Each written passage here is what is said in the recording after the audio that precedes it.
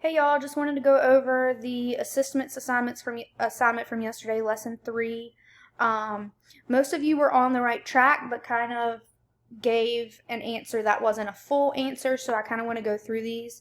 The question says each shape is a whole divided into equal parts. Name the fractional unit and then count and tell how many of those units are shaded. The first one is done for you. So you had 2 questions to answer for each part.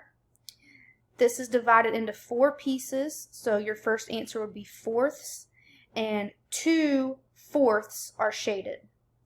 Here we have 1, 2, 3, 4, 5, 6, 7 eighths, so your first answer should have been eighths, and 1, 2, 3, 4, 5 eighths are shaded.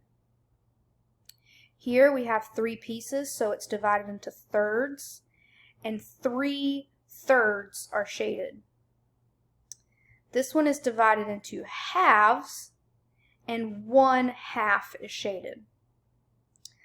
This one's the same as the other one. It's, again, 8 pieces, so it's divided into eighths, and 5 of those pieces are shaded, so 5 eighths are shaded. This one, I know you couldn't circle on here, but I just want you to note that the triangle has equal parts. This shape does not because of this corner and this rounded edge, but the square has equal parts. This diamond does not because this piece and this piece are not the same size. And this circle does have equal parts. And then it asked you to tell what equal parts means, and equal parts just means that all the pieces are the same size, the same shape. They're all the same and equal. This one I didn't take any points off of because you can't really do anything for that one.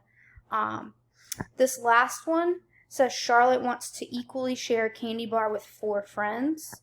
Draw Charlotte's candy bar. Again, I know you can't draw it.